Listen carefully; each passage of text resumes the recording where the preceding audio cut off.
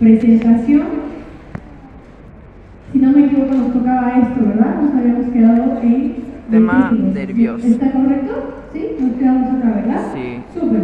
Entonces vamos a seguir, por favor, con lo que vendría a ser los ventrículos cerebrales. Nosotros habíamos mencionado que en el corazón también tenemos ventrículos, pero que cumplen otra función, ¿no? Los ventrículos cerebrales cumplen la función del transporte de lo que vendría a ser el líquido cefalorraquídeo. Nosotros tenemos estas estructuras que vienen con la disposición de superior a inferior y vamos a encontrar que son primeramente los ventrículos laterales, que son estos ventrículos que encontramos acá, que se encuentra uno en cada hemisferio, uno en el lado derecho, otro en el lado izquierdo. Estos ventrículos laterales van a ser los primeros en justamente captar lo que se va a producir del líquido cefalorraquídeo y a través de lo que vendría a ser el agujero interventricular o agujero del módulo, se va a comunicar con lo que es el tercer ventrículo, que es esta estructura de acá. Entonces tenemos ventrículos laterales, este es el agujero del módulo, que el líquido cefalorraquídeo que hay acá, a través de este agujero, tiene que pasar al tercer ventrículo. Este tercer ventrículo se va a comunicar con lo que es el cuarto ventrículo a través del agujero mesencefálico o agujero de Sylvius. Y el punto final es el canal central o conducto ependimario, que es justamente el movimiento del cuarto ventrículo. El líquido cefalorraquídeo que está acá en el cuarto ventrículo tiene que ir al canal ependimario, que es el canal que se encuentra en el centro de la médula espinal, ¿no? Entonces, este sistema va a ser como un sistema de cañerías que justamente sirve porque vamos a ver que el líquido cefalorraquídeo se forma en el espacio subaracnoideo y luego va a ir justamente por debajo, va a ir bajando, mejor dicho, hasta llegar al conducto central o ependimario. ¿Cuáles van a ser las correlaciones clínicas? ¿Qué va a pasar? Hemos visto, repasando velozmente, hemos visto, ¿verdad?, todo el desarrollo de la vesícula primaria, la vesícula secundaria, ¿verdad? Y también qué estructuras van a nacer a partir de estas vesículas. Ingeniero, por favor, me cierran puertas, porfa, gracias. Ya lo saqué. Ahora vamos a ver qué es lo que sucede en caso de que estas estructuras no se hayan desarrollado correctamente. ¿Cuáles van a ser las posibles malformaciones de estas situaciones? Vamos a ver primero, la primera malformación es la anencefalia. La anencefalia es la ausencia de cerebro, ¿no? El tubo neural no se ha cerrado correctamente y va a producir esta ausencia de cerebro porque no va a haber el espacio donde se forme correctamente. Vamos a tener, justamente dice, por defecto primario y cierre insuficiente del neuroporo anterior. Vamos a ver lo que es la encefalomía limnocele, que es la protrusión del encéfalo y de meninges. Todo esto les voy a mostrar imágenes. La hidrocefalia, que es justamente algún tipo de inconveniente en este sistema de cañerías, por así decirlo, donde el líquido cefalorraquídeo va a tener una circulación anormal, puede haber una obstrucción de estos agujeros y el líquido cefalorraquídeo se va a acumular y la cabeza va a crecer muchísimo, ¿no? Eso se llama hidrocefalia. Se puede dar por trastornos en la circulación del líquido cefalorraquídeo, trastornos en la reabsorción y trastornos en la producción. Acá el líquido cefalorraquídeo es formado en los plexos coroideos a nivel de los ventrículos encefálicos y es reabsorbido por las velocidades aracnoideas. Esto está con rojo y con signo porque esto sí es pregunta de examen, ¿ok? Es importante que ustedes sepan dónde se produce el líquido cefalorraquídeo, quién los produce y quién reabsorbe, ¿no? Porque es el líquido cefalorraquídeo que se produce, por supuesto que se tiene que equilibrar la producción con la reabsorción. Acá, por ejemplo, vemos lo que es una patología de anencefalia. Este bebé, si se fijan, no tiene el desarrollo del cerebro anterior por una falla en el cierre del neuroporo rostral, ¿no? Este paciente seguramente también viene asociado con malformaciones. Miren, no tiene globo ocular, también esclera. Entonces, generalmente todas las malformaciones fetales congénitas vienen asociadas a otro tipo de malformación, en este caso la malformación de los globos oculares. Estos pacientes no son compatibles con la vida. Si alguien no tiene el desarrollo del cerebro, por supuesto que no va a poder vivir. Generalmente la mamá puede o terminar el embarazo antes de completar las 40 semanas, o el paciente nace, puede estar vivo un par de horas, pero eventualmente el paciente fallece, ¿no? Porque no es compatible con la vida no tener desarrollado el cerebro. Luego tenemos esta patología que es la hidrocefalia. Como se fijan aquí, la hidrocefalia es el crecimiento de la cabeza, ¿verdad? Aquí vemos cómo la cabeza está completamente aumentada de tamaño porque ahí hay un líquido. Ese líquido cefalorraquídeo no está circulando como debería, hay una fuga y está contenida en lo que es la cabeza, ¿no? Esto al cerebro lo que hace, lo va aplastando, como lo va ahogando, el cerebro se va inflamando y vamos a ver que sus pacientes, si bien pueden vivir, no pueden desarrollar capacidades motrices ni capacidades cognitivas. Son pacientes que hacen ruidos pero no hablan, tienen pequeños movimientos, vacilan pero no pueden caminar, ¿no? Y generalmente este bebé, por ejemplo, está con una sonda que sale de la fosa nasal que probablemente lo ayuda a alimentarse. Dependiendo de la condición o gravedad de la hidrocefalia, se pueden hacer cirugías. Por ejemplo, se puede hacer una cirugía que es la derivación peritoneal, que se saca, por ejemplo, una vena, la vena safena, de alguno de los miembros inferiores, y se lo pone como si fuera un desagüe, y todo el líquido cefalorraquídeo puede liberarse en cavidad peritoneal y desinflamar un poco lo que es este líquido acumulado. Lamentablemente este procedimiento es solo momentáneo.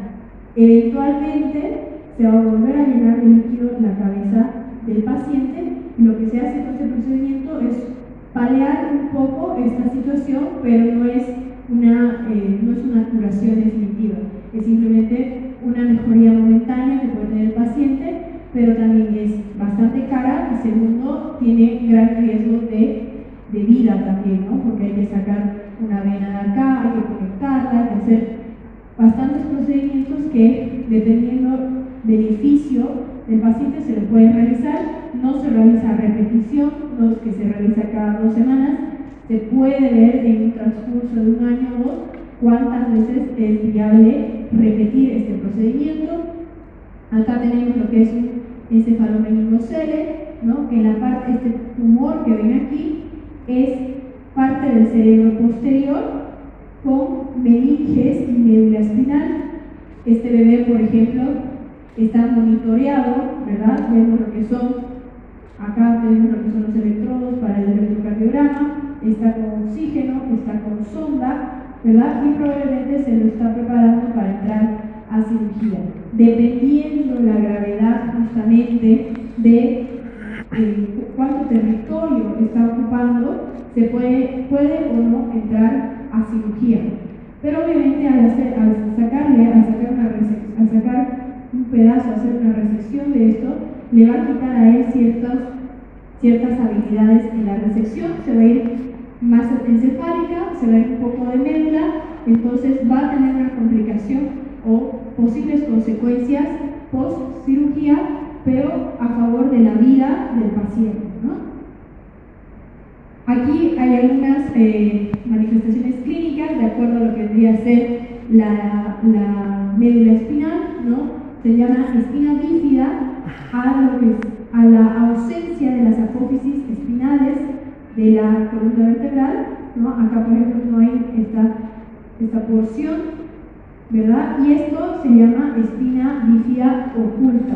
¿Qué quiere decir esto? Que el paciente no tiene visiblemente una malformación, sino que se puede evidenciar con una placa de rayos X, podemos ver la ausencia de esta porción de la vértebra y al paciente lo expone a cualquier tipo o sea, es vulnerable, porque si el paciente se cae y ustedes saben que la columna vertebral cumple la función de cuidar a la médula espinal, puede generar algún tipo de complicación importante. Acá tenemos lo que es la espina bífida meningocele, que es en este espacio donde ha habido la ausencia de esta espina. Vamos a ver que este globo que se forma es un quiste que adentro contiene liquiocefalorraquídeos, ¿verdad? Y puede ser por un tema de presión, ¿no? Puede haberse dado un paciente con sobrepeso, un paciente que hizo mucho esfuerzo al tratar de levantar algo y tiene la predisposición previa de que no tiene esta apófisis espinosa, entonces por un tema de presión va a haber la protrusión, ¿verdad?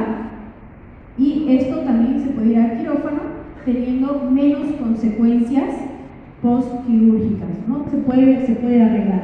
Y por último tenemos lo que es la espina bífida mielomeningocele, que es la suma de esta patología. Obviamente tengo la ausencia de esta vértebra, tengo el aumento de presión, que me va a hacer este globo del liquiocefalorraquídeo, y además tengo la introducción de porciones de la médula espinal, que generalmente es más o menos cerca al cono medular o a la cola de caballo, ¿verdad?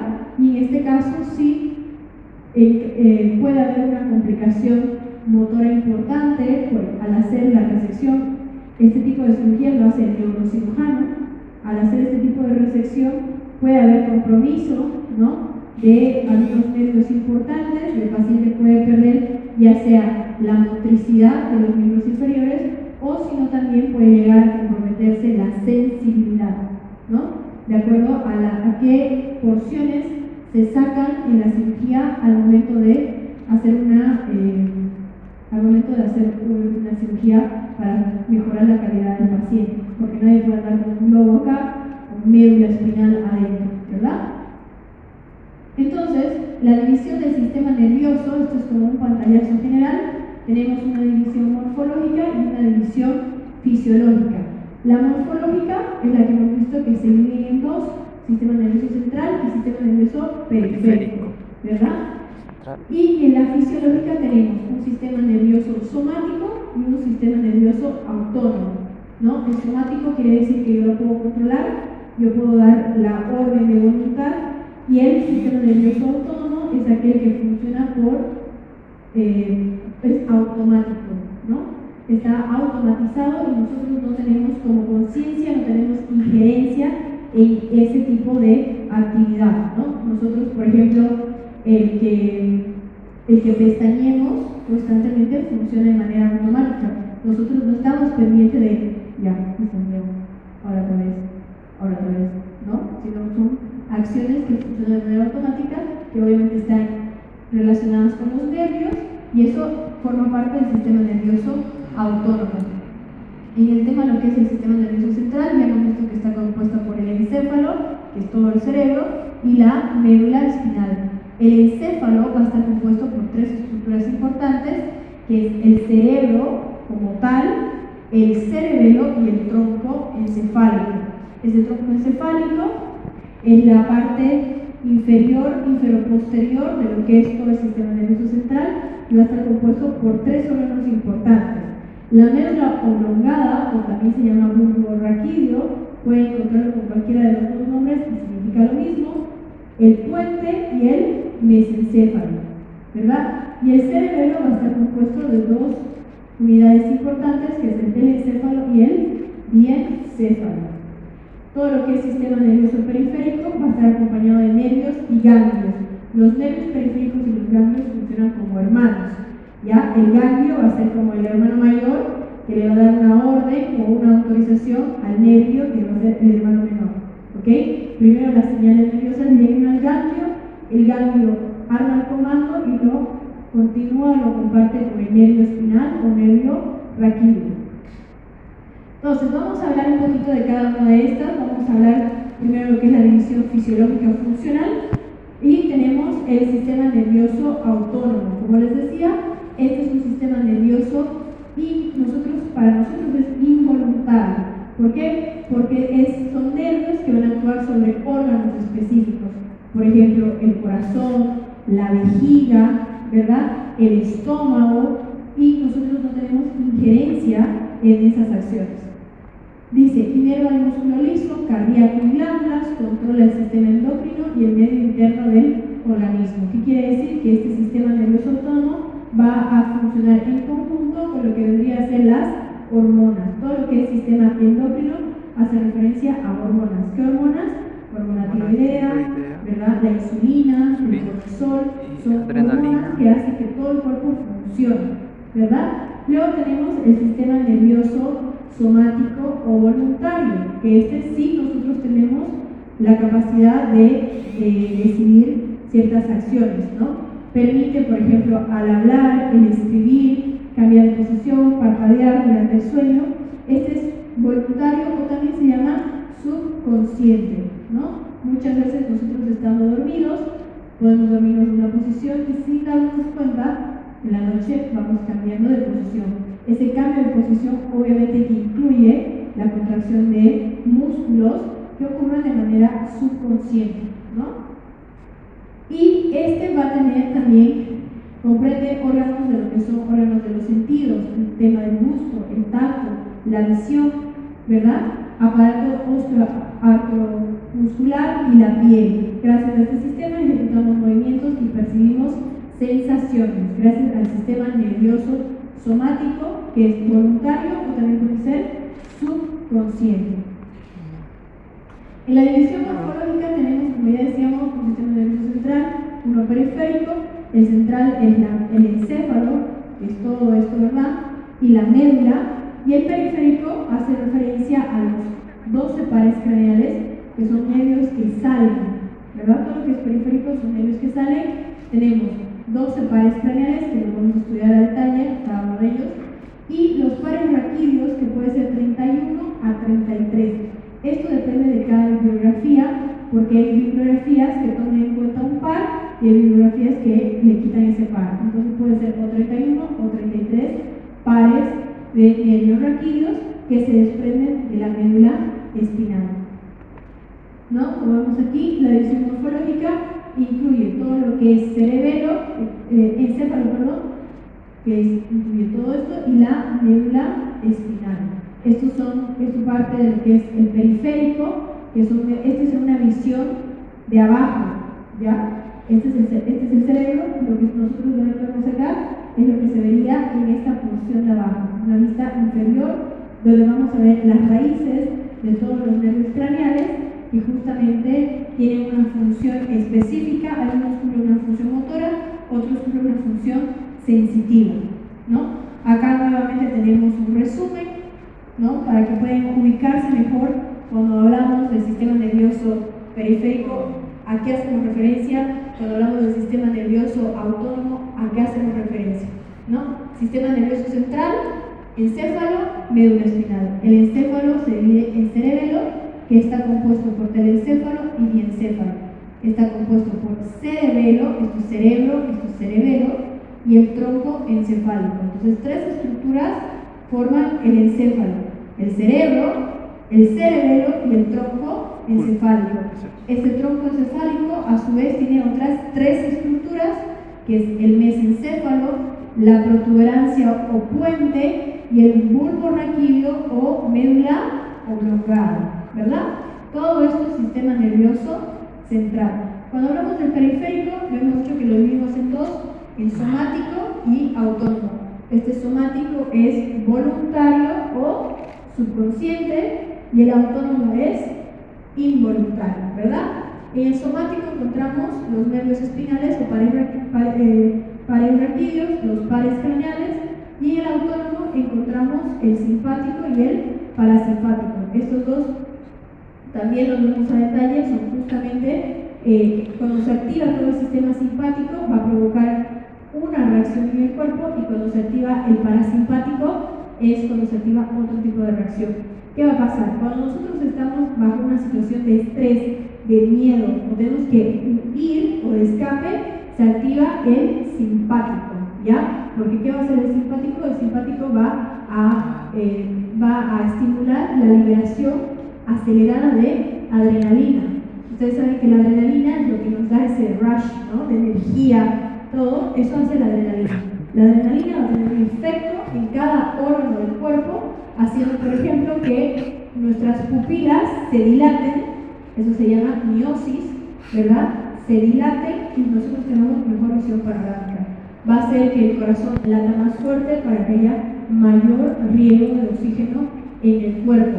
Va a hacer, por ejemplo, que el esfínter de la adicción, el esfínter de la vejiga, se dilate. Por eso cuando nosotros estamos nerviosos, los perritos igual, los animales, uno se hace pipí, ¿verdad? Cuando tiene miedo, uno puede llegar a hacerse pipí, ¿no? Justamente ¿por qué? Porque la adrenalina a ese nivel de la vejiga dilata el esfínter y hay la adicción, ¿no? En el caso del parasimpático, lo que hace es todo lo contrario, lo calma. Por ejemplo, ahorita todos ustedes están activados el parasimpático porque no están en peligro, no están haciendo un deporte extremo, no están... Ahora, si les digo, van a subir aquí al escenario, seguro que todos van a activar el simpático, se van a empezar a poner nerviosos, van a empezar a transpirar, ¿no? Puede llegar incluso la gente a tartamudear, porque va a tener otro tipo de efecto en diferentes órganos del cuerpo. Entonces, el simpático se activa cuando hay estrés, cuando hay miedo, cuando tiene que haber escape, en situación de peligro, y el parasimpático lo que hace es contrarrestar ese efecto. Si usted está en reposo, está en calma, lo que está funcionando va a ser el parasimpático, ¿ya?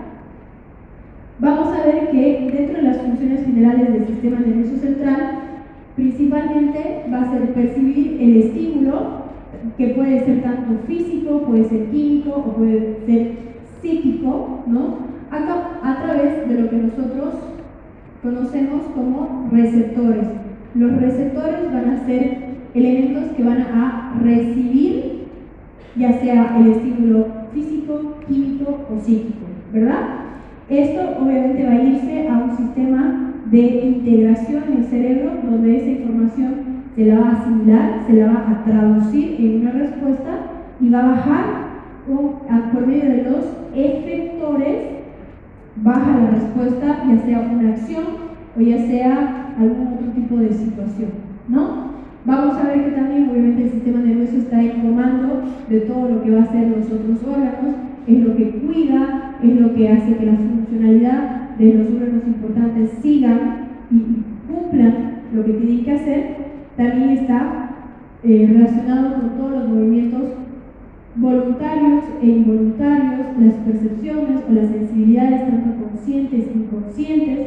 En el cerebro vamos a tener la memoria, la afectividad, el pensamiento, vamos a tener el aprendizaje, vamos a tener el habla, la escritura, la personalidad. Todo eso está dentro del sistema nervioso central. Por eso cumple una función de coordinación, integración y asociación.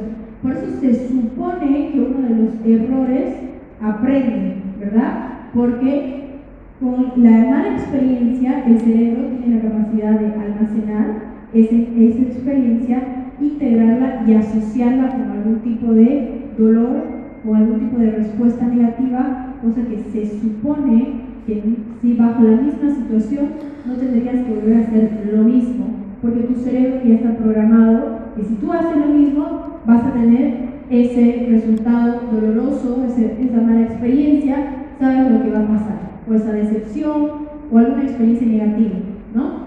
El sistema nervioso funciona perceptivamente por intermedio de vías sensitivas, sensoriales, actúa en función de acción o función efectora por medio de vías motoras e integra las funciones intelectuales superiores y psíquicas, que básicamente lo que nos dice ahí memoria es que se lo el sabe. cerebro, el sistema nervioso hace todo para que nuestro cuerpo, nuestros sistemas funcionen de manera adecuada, tanto a nivel intelectual, motor, psíquico, afectivo, de aprendizaje, de lenguaje, de habla, absolutamente todo, el sentirse más triste, más feliz, el reflexionar, el hacer un mea culpa, absolutamente todo, ya sea funciones, por eso dice funciones mayores o psíquicas, ¿verdad? Hace referencia a lo emocional, ¿no? Todo eso también, que parece un poco subjetivo, está de acuerdo, está bajo el mando del sistema nervioso central. Vamos a ver que en el sistema nervioso, dentro de su estructura, encontramos estas estas estructuras que tenemos principalmente lo que es la sustancia gris y la sustancia blanca. Esta, por ejemplo, es una foto real, ¿no?, de un corte, de este tipo de corte. Se ve así un cerebro y vemos claramente la diferencia de color, ¿verdad? Esta diferencia de color no es solo porque sí, sino que podemos distinguir la sustancia gris y la sustancia blanca. La sustancia gris es todo lo que está en la periferia, que es esto que ven acá, y como dice aquí, esta es la sustancia gris, y la sustancia blanca no debe perderse porque es el tejido blanco. En la sustancia gris nosotros vamos a encontrar cuerpos neuronales, fibras señalénicas, tejido neurológico, vasos sanguíneos, ¿no? En todo lo que es en la periferia vamos a encontrar esas estructuras y está formado por capas y corteza, ¿no? Por eso se forman estas circunvoluciones. Y en lo que vendría a ser la sustancia blanca vamos a encontrar fibras mielinizadas, que quiere decir que son fibras que pasan la información de neurona a neurona más rápido. Vamos a encontrar tejido neurológico y también vasos sanguíneos. Y obviamente dentro de todo este tejido vamos a encontrar neuronas, fibras nerviosas y la neuroglía. Vamos a hablar un poquito de lo que es la neurona, ¿no? Esta es la unidad funcional del sistema nervioso central. Sin neuronas es como que ustedes desenchufaran algún equipo, no va a haber esa transmisión del impulso y esa transmisión de las respuestas, ¿no? Va a estar sobre todo en lo que es la sustancia gris del sistema nervioso central y también en los ganglios del sistema nervioso periférico. Deriva también del neuroepitelio, del tubo neural, que es del mismo epitelio donde se forma el tubo neural, de ese mismo deriva la neurona. Vamos a ver que la neurona, una vez que alcanza su mayor pico de desarrollo, ya no hace mitosis. Ustedes saben que mitosis es sacar de una célula madre, se sacan 2 células hijas, ¿verdad? Nuestro cuerpo, nuestras células, a través de en todos nuestros epitelios, hay mitosis constantemente, porque ustedes saben que así como hay mitosis, hay apoptosis, ¿verdad? Que es la muerte celular programada.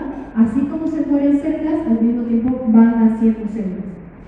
La única célula en el cuerpo que no tiene esto es la neurona. Una vez que llega a su máximo punto de desarrollo, de alcance, esa célula se muere y no hay mitosis, ¿no?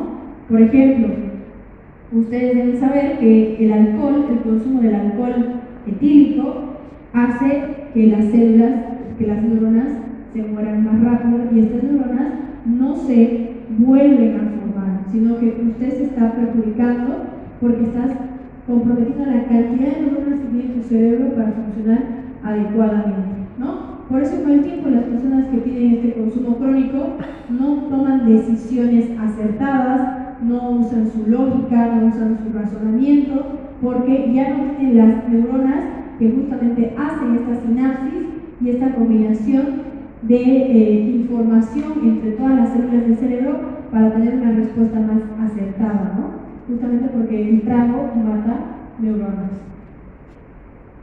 Dentro de lo que es la estructura del sistema nervioso, vamos a encontrar, esta es la estructura de una neurona, ¿no? Tenemos esta porción de acá y esta colita. Tenemos, esto se llama cuerpo o soma neuronal y esto se llama prolongaciones. Dentro de lo que es el cuerpo o soma neuronal encontramos el núcleo y dentro de las prolongaciones pueden ser de 2 tipos. Puede ser de tipo axónico o de tipo dendritas, ¿no? Las dendritas, vamos a ver cada una de estas dos, tipo axónico o dendrita. La dendrita es lo que sale así como una rama y el axón es justamente esta cola que va a tener una terminal axónica y esta terminal axónica es la que se va a poner en contacto con la otra neurona. Y así es como agarrándose de la mano para pasarse el impulso, ¿no? Tenemos en el cuerpo neuronal, que es esta parte de aquí, donde encontramos el soma, perdón, el núcleo, que está dentro de lo que es el soma. Aquí ocurre toda la magia de la neurona, ¿no? Aquí es donde ocurre el intercambio o los mecanismos bioquímicos para que la neurona cumpla su función, ¿no? Vamos a ver que cuando nosotros nacemos, aproximadamente tenemos 100 millones de células neuronales. La forma de esto puede variar. Vamos a ver que la neurona esta es una neurona clásica, pero existe la posibilidad de que tenga otro tipo de forma de acuerdo a sus funciones, ¿no? Como por ejemplo dice aquí, que tiene forma estrellada en la médula espinal. Puede cambiar la forma de la neurona de acuerdo a en dónde está y qué función cumple. Vamos a ver que en la neurona existen tres tipos de disposición, tres tipos de formas, de estructuras. Tenemos la bipolar, que tenemos justamente ambas terminales, tanto superior como inferior, o puede ser igual izquierda o derecha. Unipolar, que solo tiene una sola terminal, y la multipolar, que si se fijan tiene varias terminaciones nerviosas. Todo esto tiene un propósito. Todo lo que debería ser monopolares o bipolares tiene función sensitiva. A través de este tipo de neuronas unipolares va a haber la transmisión de la sensibilidad. Cuando nosotros encontramos, por ejemplo, las neuronas multipolares, que son estas de acá, con varias, esta por ejemplo tiene función motora, la multipolar tiene función motora, la unipolar tiene función sensitiva y la bipolar es simplemente la que va por eso se conoce como interneurona, es la que va a unir una con la otra, por eso tiene dos terminaciones, por eso se llama bipolar. Dentro de lo que es el axón o dendrita, que hemos dicho que justamente es la terminación que vemos acá, ¿verdad? Pues esto es el axón y esto es la dendrita. Vamos a ver que el axón puede ser un axón anterógrado o un axón retrógrado. ¿Qué quiere decir esto? Ustedes saben que anterógrado es ir hacia adelante y retrógrado es ir hacia atrás, es dar recto.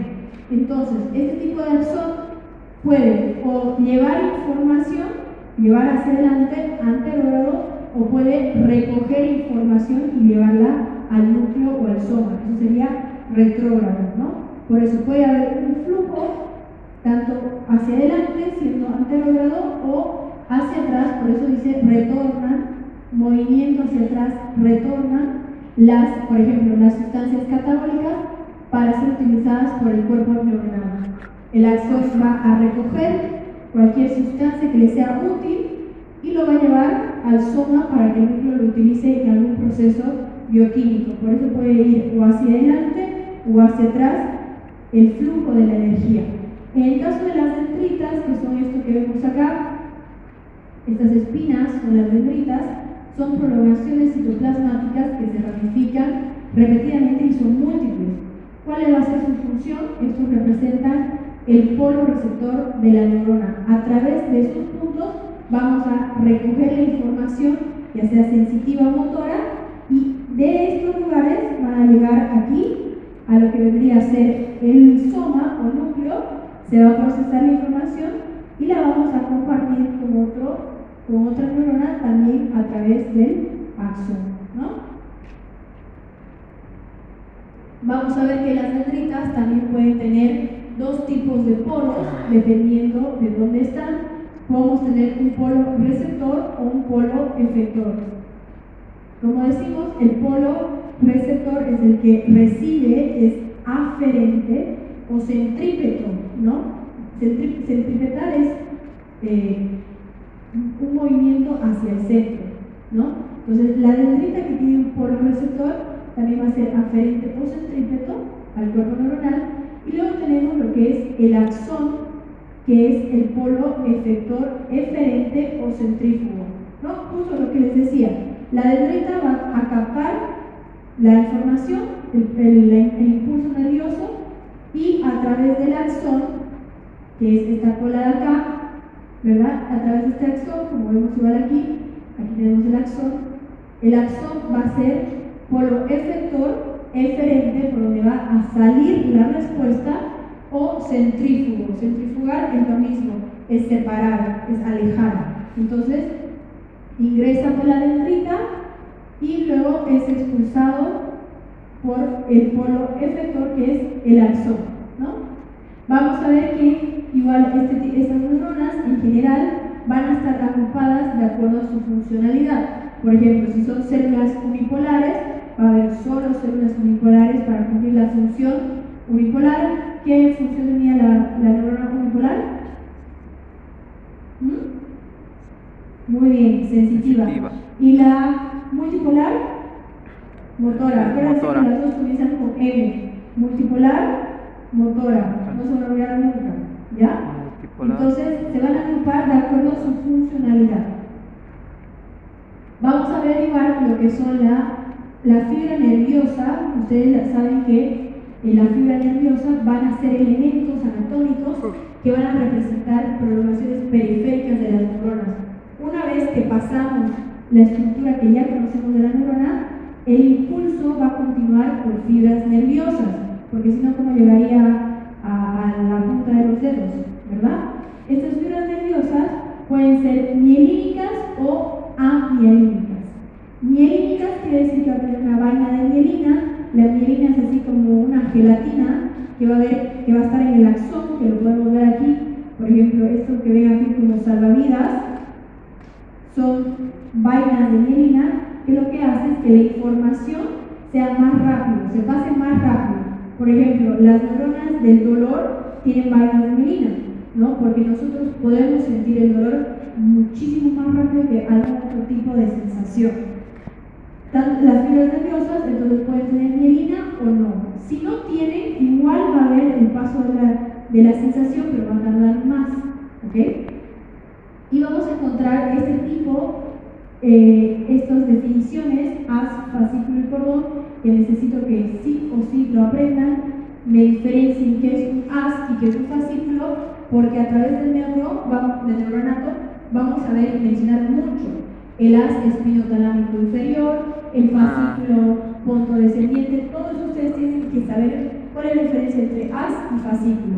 Cuando nosotros hablamos de haz, va a ser el conjunto de fibras homogéneas, o sea, fibras iguales, tanto anatómicas como funcionales, que tienen idéntico origen y terminación. Por ejemplo, haz espinotalámico lateral. ¿Qué quiere decir eso? El haz son fibras nerviosas que son todas iguales, digamos, son todas ovejas, no hay una vaca metida por ahí, son todas ovejas, nacen en un lugar, terminan en otro lugar y cumplen la misma función.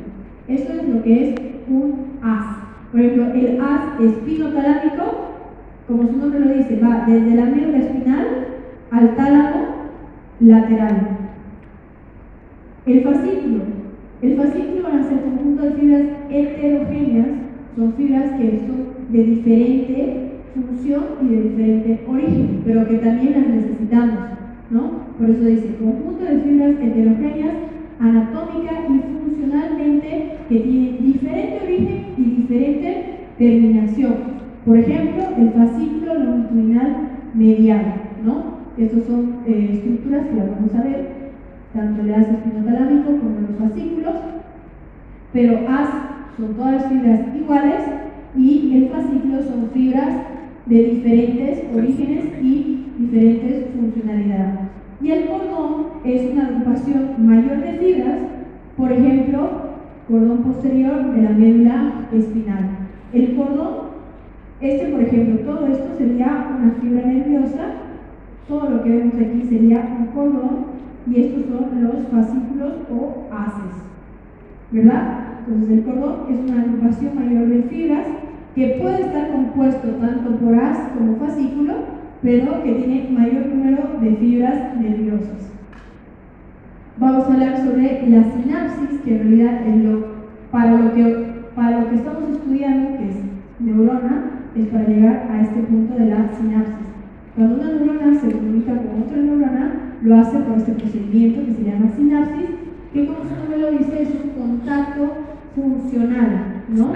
Este contacto funcional puede ser de dos tipos, puede ser eléctrica o puede ser química. Esto lo van a ver igual en ISTO 2, a la par, ¿ya?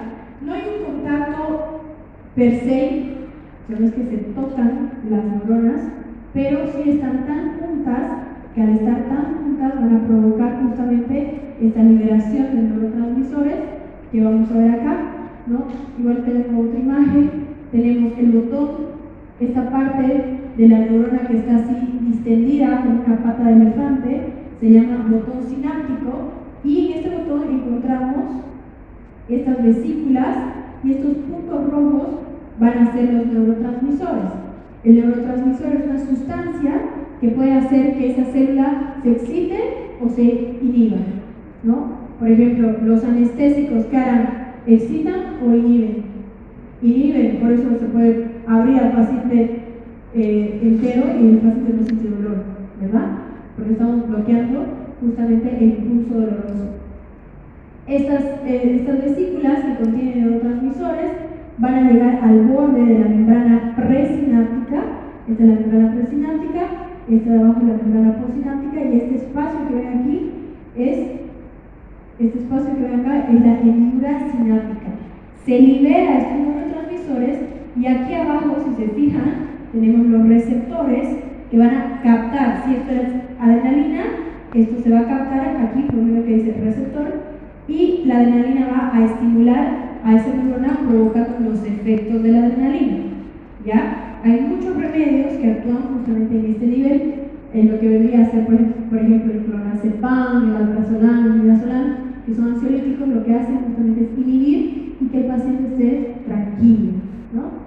Eso, la gran mayoría de los fármacos pueden actuar a estos niveles, y vamos a hablar ahora cuál es la diferencia entre una sinapsis eléctrica y una sinapsis química. La sinapsis química, vamos a ver que necesitamos un neurotransmisor, ¿ya?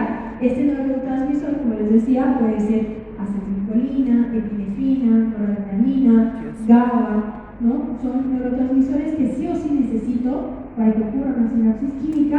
Esto ocurre de manera unidireccional, ¿ya?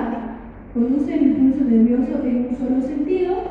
Puede ser de estos 5 tipos: axosomática, axodendrítica, axoaxónica, axoespinosa o dendrodendríticas, que como su nombre lo dice, si es axoaxónica va desde el axón hasta el cuerpo neuronal.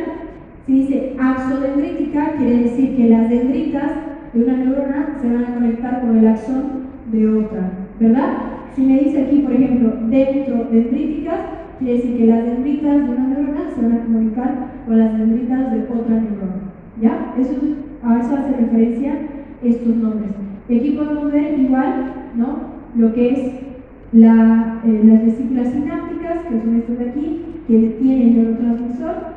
Lo de abajo es la célula postsináptica o neurona postsináptica, donde esto se va justamente a liberar y se va a captar el estímulo si se inhibe o si se activa. Aquí vemos igual, ¿verdad? Tenemos nuestro botón neuronal, nuestro botón sináptico con nuestras vesículas.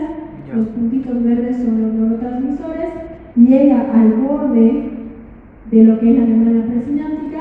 Esto lo van a aprender a detalle en fisio, porque necesitamos canales de voltaje, que entre sodio, sale potasio, entra calcio. Esto lo van a aprender muy a detalle en fisio y en bioquímica, pero lo que ahora tienen que saber justamente es estas estructuras. La sinapsis química va a tener la membrana presináptica, que es lo que les decía, ¿verdad? Esta membranita de aquí.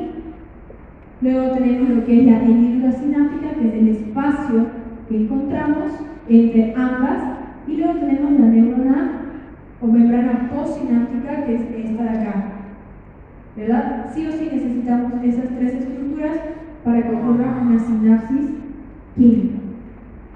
En la sinapsis química, como les decía, aquí habla un poco justamente de lo que en la entrada de calcio, la salida de sodio, también vamos a encontrar cloro, y los neurotransmisores más importantes va a ser la noradrenalina, la acetilcolina, la dopamina, adrenalina, serotonina, GABA, endorfinas, la encefalina, metionina, sustancia P. Algunas van a ser inhibitorias y otras van a ser excitatorias. Por ejemplo, el neurotransmisor GABA, que es por el que se trabaja para el clonazepam y el alprazolam, los ansiolíticos, este GABA particularmente es inhibitorio, calma al paciente, inhibe las funciones, activa más parasimpático que simpático.